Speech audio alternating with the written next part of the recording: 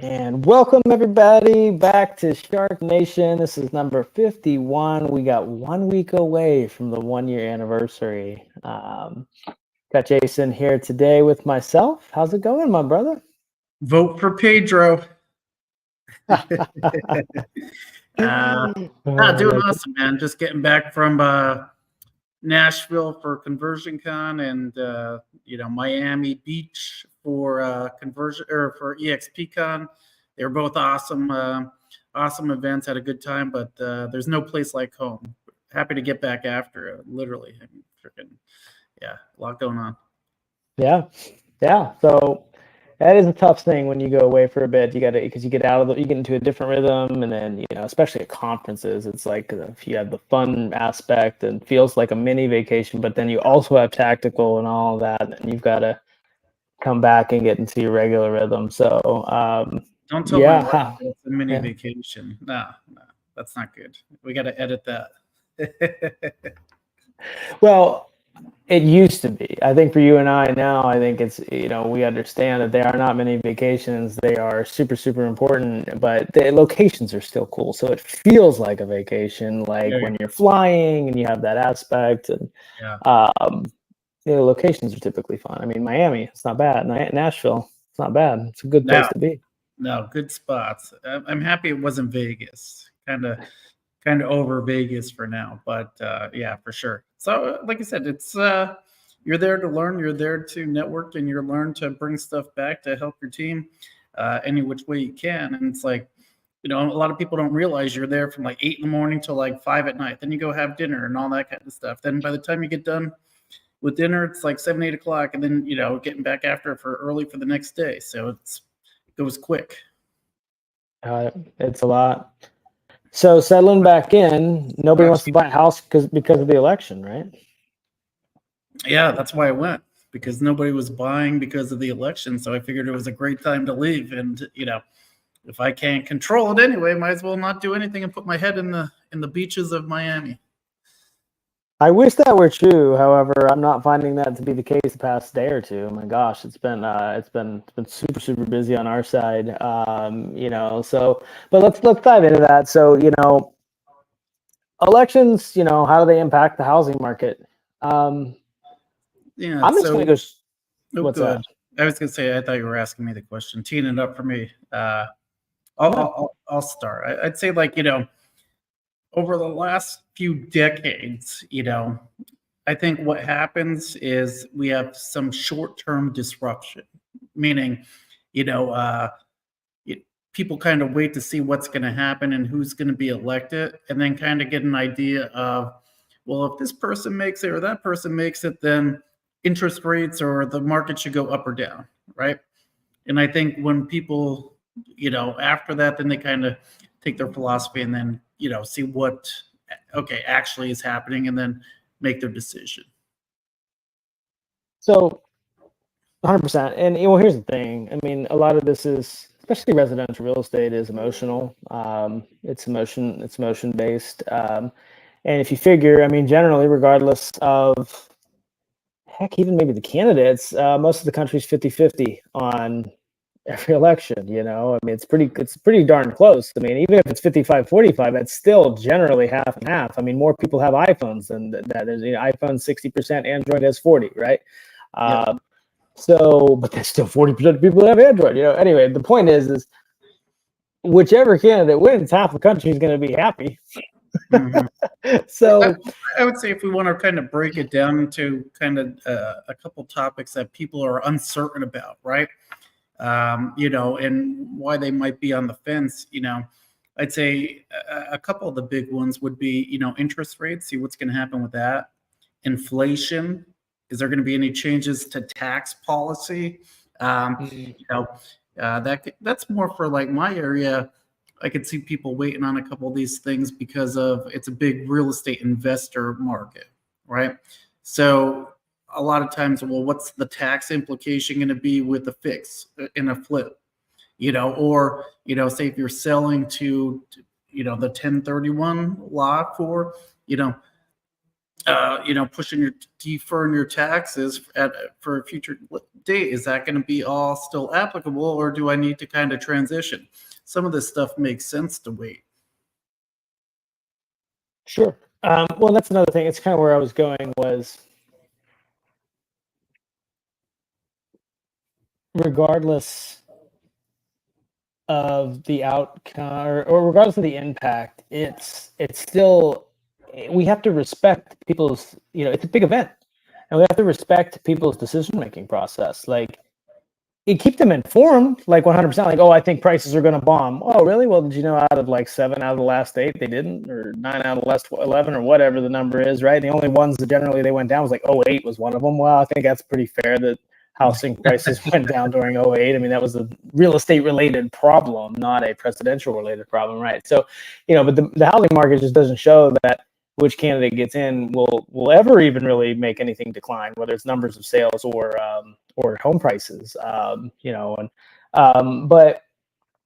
it's definitely fair that people want to have some pause, because there's other factors outside of the housing market that they're considering: their job, what to do with their other investments and things like that. Like you said, the tax implications with that. So, I think as this is geared towards real estate agents, for real estate agents, like, you need to be respectful and give people the space to make that call for them. Of course, educate and inform them on the real estate market and the facts that it doesn't really affect pricing.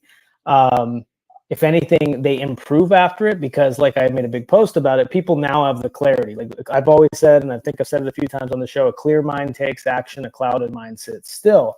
Right now, everyone's mind is clouded about who's going to be the president, coming up, because nobody will know until Wednesday, right? Maybe. Might get some hanging chads down there in Florida. You never know. I was wondering if you were going to interject with that, or if I was going to, as I said that. But anyway, you were named after it. No, just that's true.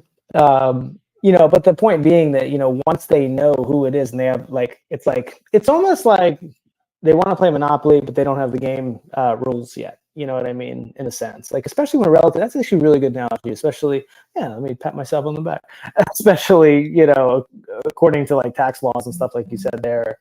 But what I feel, my general thing that I ended my email and my post out to my database and the people we're working with is, if you want to buy when people don't buy. Like, buy in 08. That was a good time to buy. Buy when people are scared, right? Mm-hmm. So kind of now is a good time to buy.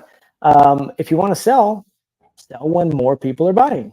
Well, that'll probably be Q1, Q2 of 2025. It could be sooner. I don't know. After the calls today and yesterday, it might be literally Wednesday. People come off the fence. But, I mean, yeah. And I had a couple listing appointments where, we're kind of targeting Q1, Q2, 2025, yeah, that's what I'm thinking. I'm not saying, some people have to sell now, and it all comes down to your personal circumstances, regardless of this timing, the market stuff. And if you're doing both, if you're buying or selling, like, they're going to kind of nullify generally, but ultimately, if you're going to buy when people aren't. If you're going to sell when more people are buying. Yeah, it's the old Warren Buffett philosophy. I'm buying when people are selling.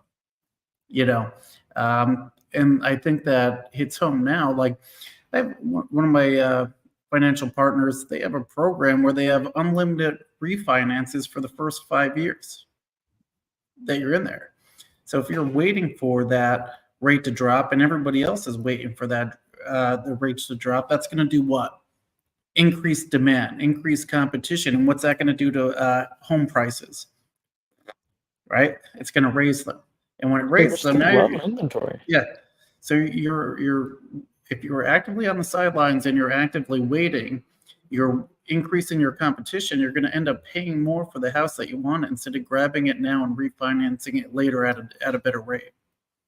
And plus, a lot of people don't like the stress of the quick decisions in the faster market. Aside even from what you'll pay, which is probably more. I mean, it's hard. I mean, I had one this weekend. I had a client. We were in a house, and we were going to see it Sunday. I'd scheduled it for Sunday, and they got an offer Saturday, and we're going to decide that day. So we had to go see it at night, and they had to make a decision that night. I hate that. I mean, Yeah. I don't even like. I don't like that. It's hard to make a big decision like that, just like in an hour of Mhm. seeing the house. So um, if you don't want to be in, and we're not saying that, well, we don't know. We don't have a crystal ball, but that's the environment in the spring. I mean, we know it's not the case as much now, I guess, except for that house. But generally speaking, we don't really have that with most listings right now. So now's a good time to avoid that. But I know Tampa, the Hillsborough County, I just looked at the months of inventory today. It was like 3.4 months. And for those that don't know, 6 months is a neutral market. 6 months supply is a neutral market. We are at 3.4. Back when you saw the 20, 30 offers going crazy over lists in 21, 22, we had 1 or 2 months of inventory. We're at 3.4 right now. So imagine if buyers re-enter after this election, what happens to that? And of course, that's average. Some markets, it's not true. Maybe if they've been affected by the hurricanes, or the condos are totally different with the new condo laws, that are in effect. But like, it's single family housing, 100% could be pretty wild this spring. Yeah. And like you said, I'd say, regardless of interest rate, think about your personality type. And you just kind of hit the nail on the head there, where you have people that don't like getting into that bidding war, right? Right. Do you want to grab a house now before you get into that type of market, or do you want to enter in at that time of market? Right. You're setting yourself up for failure and keep prolonging your buying process by waiting and increasing that competition. Because, like I said, the more people that enter, more, and like I said, we have low inventory right now, right? So what's that do? It's setting up a combination of low inventory and more demand coming in, and that's going to increase, that more of a market where, you're getting highest and best, or things starting to sell a lot quicker. Right now, I'm seeing it more as like a buyer's market in our area. Now, on the other side of things, you have the interest rate spikes that have happened over the last like 30 days. I mean, we've had people that had, maybe in a 5-8 range at 30, 40 days ago that are in a 6-8 range now. Like, I mean, it depends. And obviously, we're not quoting any rates or anything like that, but like, there's been a significant increase in interest rates over the last 30 days. That seems, from what we've heard, at least talking with lenders that we have, it's temporary, right? Yeah. It's going to come back down. And so, okay, so, well, yeah, Chad, I I'm hear just what you're saying. gonna I'm gonna quote interest rates just to be a dick again. I had that guy report me for no, I'm just kidding. But I'm a jerk like that. But anyway, like you were saying, I like love you. rates were in the fives, now they're in the sevens, high sixes. So, like I said, it did spike tremendously in our area too. But I know so we have a lender that has a great program. If anybody, feel free to reach out if we can help you out. But they're doing, I think what they said is they're doing a one year buy down. So the lender is buying it down for the first year. So you don't feel the effects of that interest rate hike over the last 30 days.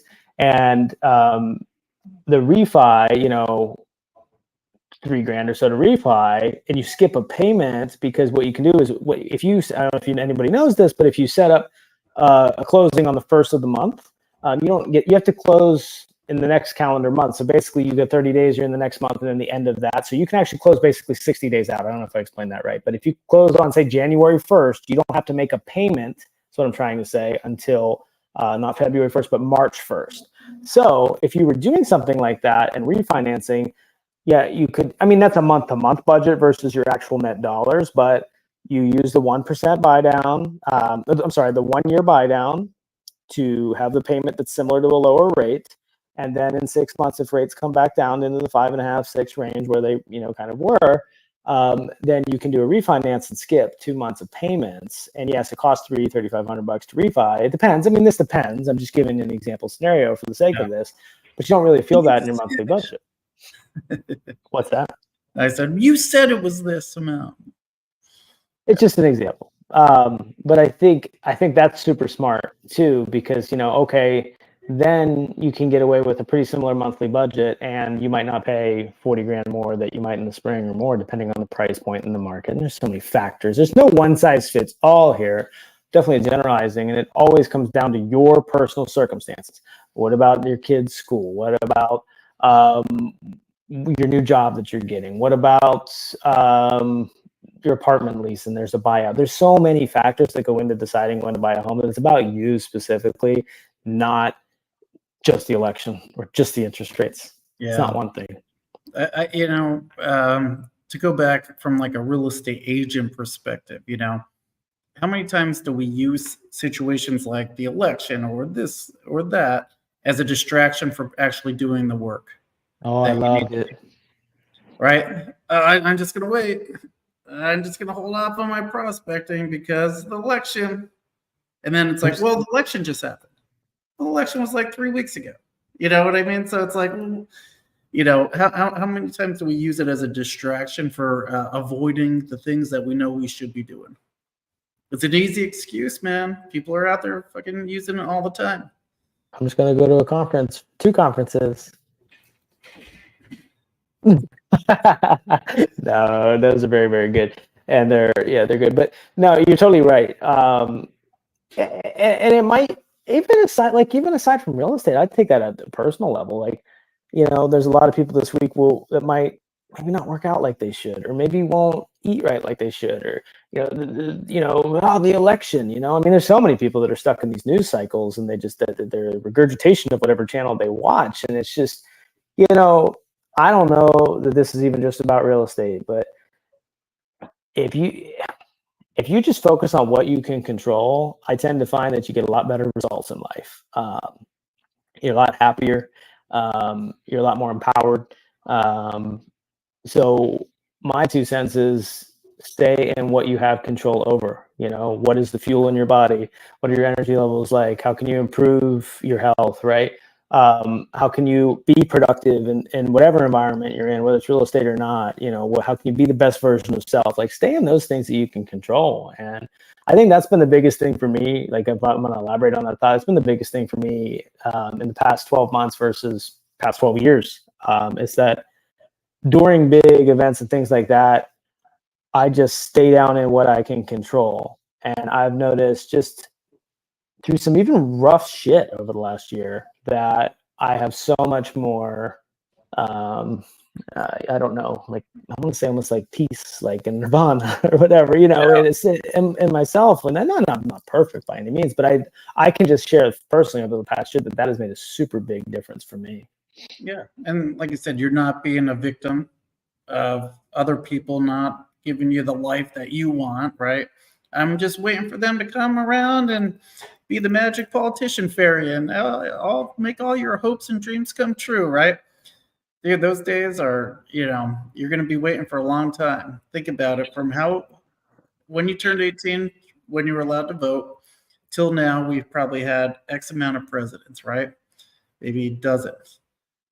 Did any of them change your life one way or another? Only you could change your life. A little bit. Did somebody?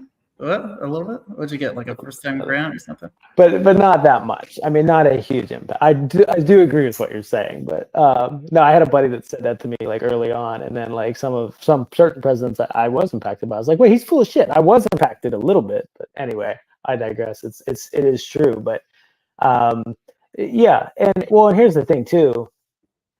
I think the best part. I mean, of course, I'm sure I'm sure you and I have a vote. We don't need to go there, but I'm sure you and I have a vote that we're going to have. But personally, I believe that regardless of that vote, you need the other side to keep you, because accountability is the greatest form of love somebody can show you. And I do think why this country is good is because we have that accountability. We have both sides of the spectrum, pushing and pulling. So even if the side that I prefer gotten kicking butt and doing all this for years on end, well, you need the other side to kick them back in the butt because they have holes too. So, I mean, that's about the election, but I think it's important to have people of varying perspectives. And yeah, I mean, you know what? You say it's about the election, but hell, that might make a good thing on this podcast, because you and I have had moments where it's like we're not exactly on the same page. And if we were both exactly the same, this world would be a boring place, right? And I have a twin. Are you exactly the same? Pretty much exactly. We got the egg. You got the twin telepathy going on? Pretty much, yeah. We do a lot of times. But that's what I'm saying. Like, it'd be boring if everybody in the world was the same and we all had the same ideas and we all liked the same stuff and we all did this and we all wanted that. dude, you need the yin to your yang, you know. And Um, it, I have, friends and family that are on one side of the spectrum and some that are on the other. And it's like, well, how come you could even hang out with that person? It's like, we don't talk about the stuff that we'd be arguing about. You know what I mean? It's like there's find common ground. It's not always about XYZ political preference or whatever.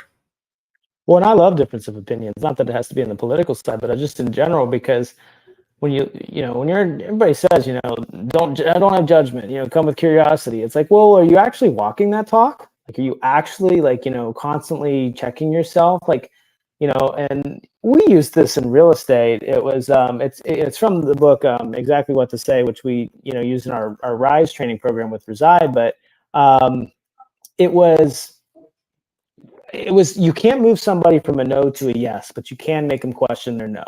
And I think it was the phrase from this was, what do you know about such and such? Like, say we're talking about gas prices. I don't know. It's just the first thing that came to mind.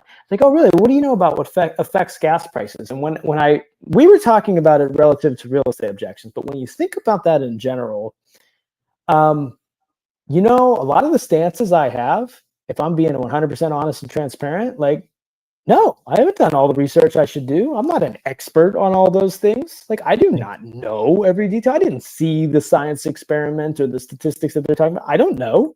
I don't know them. And nobody knows everything. You can be an expert on something, but and even if you are, there's still things you don't know. So I think just in general, like, coming with that, like, this is a great time to practice coming with curiosity and not judgment. Yeah, I love that with the objection handler, because we were talking a lot about that today in our team meeting, which is, like you said, tell me, like you said, XYZ objection. Tell me what you think about that. Well, tell me what you know about that, right? And then just let them go into it, right? And then a couple of great things that I heard, would be like, great. That's exactly why I think we should meet and sit down to discuss it. It is. It is. However, I'm curious what you think. So I think I've had it in spots. It's like you got to ease into it, because like I've had it with pricing, right? Like, okay, well, I think my house is worth, $568,000, whatever. Okay, cool. And I've straight up asked, what led you to that number? And they realize they're full of shit. They realize they have no idea where they got that number. They pull it out of the hat. They just don't respond. And that's in text. I've had that happen over the last week. So it's like you've got to like give them layups into it too. It's a really good process, and you're 100% right because you're uncovering an area where they are uncertain or may not know enough about, or a problem that needs solved when you're doing that. Mm-hmm. And in real estate, we have the solution, right? We have the solution if you have a good product. But you got to watch how abrasive that is. Like with pricing is a really, really good example. My house is worth $600K. And they're full of crap. It's worth $450. And you go, oh, really? What led you to that price? And they're like, oh, yeah, I'm wrong. And then you just lost the conversation. You pissed them off, so that's something to consider as well. But so, you got to find that way to lead them into it, to help them self-discover. Yeah, Nikki, she brought up some good objection handling points, is like, get it all out onto the dance floor, right? Okay, what about that is important to you? Is there anything else about that? Is there anything else? Okay, great. Now that we agree on that, can we move to this, right? So you're getting all that objection out there, but isolating it and then moving on and reframing the conversation and moving forward with it. That was pretty cool. Yeah, I like that a lot. I like that a lot. Well, and I found too, since we've dove deep into, I would say, mastery of just human communication, is, these skills. Like, you might listen to this podcast and you might think, oh, well, those are just sales skills. Like, you know what? No. Since I have learned a lot of this, like things like reframing and phrases like that, it's helped me communicate better with my wife, with my kids, with my friends. Like, it helps you handle more tense scenarios, maybe politics. The theme of the episode. I'm worse communication with my wife. The more I'm like, how do I phrase this? Well, you're different, Jason. Yeah, she loves me. No, that's good. But yeah, I noticed for me, it's definitely, I feel like I'm more equipped to be able, and I'm still a long ways away, but that's like, it's hard to verbalize your feelings and thoughts sometimes. So I think, I don't care. I mean, obviously it's about real estate, but at the same time, it's like, I just think that helps you become a better human being, better at navigating life. It gives you more tools, whenever you have the gift of a better vocabulary and communication skills. It's just what it is. But and I don't think anybody can have mastered that. I mean, I personally think Jordan Peterson does really, really well. He's one of the big guys at, in enhancing your vocabulary and, read a lot. So you have that. But I think over the past few years, he's gone too monologue. He goes too long and he's too, into his own world. So it's like you can even get really, really good at it. And I think if you look at clips from him about 5 or 6 years ago, it's spot on. It's money. It hits everybody. We understand it. But now he gets to the point where he's just like, whew, too far. So, I think that shows life. Like you've got to get the skills, but then you've got to stay in the skills and just get obsessed with staying in that middle, staying in that groove. And I just feel it's universal. I feel like a lot of what we're talking about today is just so universal, universal. Like I said, keep it short and sweet. And like I said, the way you say anything or the way you do anything is the way that you do everything. Right. So if you are going to go out and you are going to, say if you use some of these things that we're talking about as far as, things that you can't control to affect your life. If you are, think about that and just have that kind of awareness over where you're at, right? Every time something happens, do I use that as an excuse to distract me from what I know I should be doing, right? If the answer is yes, a lot of the time, then you're just giving yourself outs for everything. And you're never going to be able to, focus and stay consistent with one activity because you're always giving yourself a way out of doing the work that you need to do. Absolutely. I love it. So circle back right before we give our pick on who's going to win the election. We'll shut off the podcast. So just to touch base on, because people are going to say, what do you think is going to happen or whatever. And we're not going to go through our political beliefs. Like I said, I did a good post on this the other day. It's like, from a sales perspective, you don't want to isolate 50% of potential clients because you say that you are in favor of red or blue, right? Nobody cares about your opinion for one. You're not going to change anybody else's opinion for two. But all you're doing is really you're just taking away that audience that could be a potential client for you. So I would say, for political reasons. Well, and I put that differently too, because I agree with you, but I don't think that it's so much even about like, sales and money and blah, blah, blah. Not that I know you don't either, but I think it's about a human being that you can make an impact on because, for me, it's about helping people become the best version of themselves and helping them navigate the real estate landscape, and I think I know a thing or two about it, having done it personally and professionally. So I don't want the color we voted to get in the way of the chance for me to be able to help serve them. And because I don't know, maybe I'm biased, probably am. I think I know what I'm doing when it comes to the real estate space. So I want that opportunity to help guide them when it comes to that, and so it's about wanting to serve others more so than just create a sale. And I know you feel that way, but that's why I felt it was worth bringing that verbiage up. Yeah, like you said, we don't want to create conflict. Why start the relationship off on a rocky road because you said ABC or put your view out on ABC? Now, if you're passionate about that view, if it affects you, pretty hard internally, and you want to express your views like that, go for it. I'm just saying, maybe to the world is not the greatest thing when you're posting it on the socials. That's my 2 cents on it.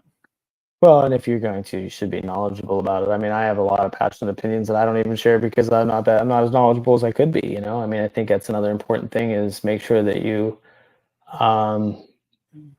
if you're going to go down a road, because a lot of these issues that are up for these debates are not simple things. Everybody thinks well, that's the right answer because we went to school and we had to pass or fail.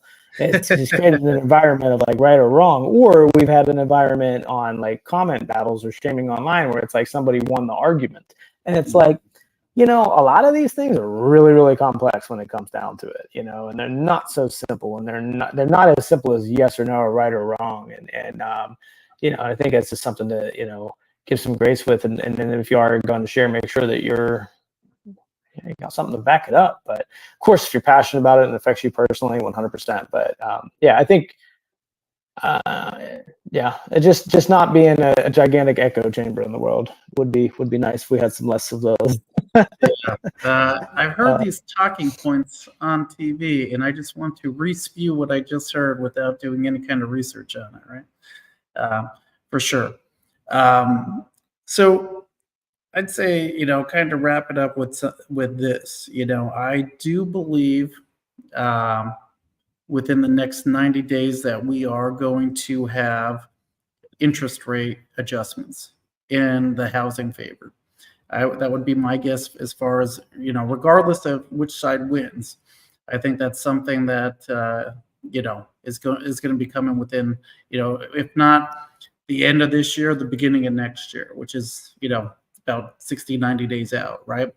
I would say, depending on who wins, I think there is going to be tax implications. You hear a lot from one side or the other as far as, okay, deferring taxes and things like that. I think that could be an issue for people looking to invest or kind of, defer paying their taxes on any kind of gain. So I think that's going to affect the housing market. Yeah. So at the end of the day, though, if you're a real estate agent listening to this, obviously it's what we gear it towards. Your time to build a pipeline is right now. It is more important than ever because you have people that will use this as an excuse, and then you have the next two best excuses right after it: Thanksgiving and Christmas, or whatever you celebrate. And New Year's, and then Valentine's Day, and then I'll just get to prospecting around St. Patrick's Day, and then they're going to wonder why they have no business for the first couple months of the year. They'll tell a story about how the real estate market was hard in 23 and 24, so that's why I had to get out. And it was, guys, like it was. It is hard. Number of sales are down on most markets, so it is hard. But are you going to let that be the story of your real estate career, or are you going to overcome? And I think one thing I'd give you today, if you are in a hard spot with it, is like, as I've noticed, this has been very, very helpful with a lot of people we've worked with, and myself included, is there's somewhere in your past that you've overcome something super hard. Personally, probably, probably definitely, maybe professionally as well. Draw upon that. What got you through it? What got you through that hard moment that you had to get through, And for a lot of people, I've heard various things, maybe it was your support group, your family, your friends, maybe it was your grit, maybe it was your discipline, your physical health, going to the gym, whatever it was, it's gonna be different. It's you, but your future's in your past. It's somewhere in your past you've overcome something, and if you dive in and find that thing, that's what'll get you through a hard time right now. So I think that's super, super important to look back on, is that you already have the skills you need. You just need to go back into your past and find where you used them before. Yeah, and I would say be more tied to the process than the outcome, and eliminate all that background noise as far as any of these distractions. For one, it's not going to impact your life one way or another at all. We think that it is, but it's not. So if you just do the daily activities that you need to do every single day, you're going to hit the results that you want. You're ready to pounce on me for that comment. But, dude, I don't worry about any of that shit. I can control what I can control. Well, that's fair. I can't control what I can't control, right? And I'm not going to worry about things that are out of my control, right? I'll go do my duty and I will vote, but I'm not going to sit there and cry like a little baby if my candidate didn't win or whatever happens tomorrow. Don't be a big baby, though. If you're the person that you voted for didn't win, time to move on. There's nothing you can do about that. Oh, it's rigged, this and that. Focus on what you can control. Focus on yourself and focus on your daily activities. Amen. You'll live a lot happier life if you stay in that space. And I bet the results won't be terrible either. So now for our election picks, Kidding. No, this is good. And one of the things you had said about, just the process, not the outcome, is like, thankfully enough, we get to do our 1 year podcast next week. So we're going to dive into what it was like committing to a podcast out of thin air about a year ago. Next week, it'll be the 1 year. And the trials and tribulations of that, and as that's going to be a perfect episode to dive into just committing to something and not expecting any result at all, even though I think we've experienced a few small ones over the past few months in particular. But so that'll be good to tune in. So tune into the 1 year celebration. We've got some big plans for this podcast for our year 2. We got some great guests that we're planning on bringing on, and it's gonna get more and more real because we're committed to process, not the outcome, so that the outcome is guaranteed and it will come by default. Yep. And tomorrow I'm going to vote for. He did it. He really did it. He left me sit here with y'all. All right. Well, Jason, this is what I got to deal with. SharkNation Live. Go there, subscribe, do all the good stuff. Join the Facebook group. We just had our monthly mastermind Sunday. It's the first Sunday of every month at 7. It was killer. Make sure you join our stuff so you can get the invite to that. We'd love to have you on it. So anyway, thanks for tuning in, and we'll see you next week on the 1 year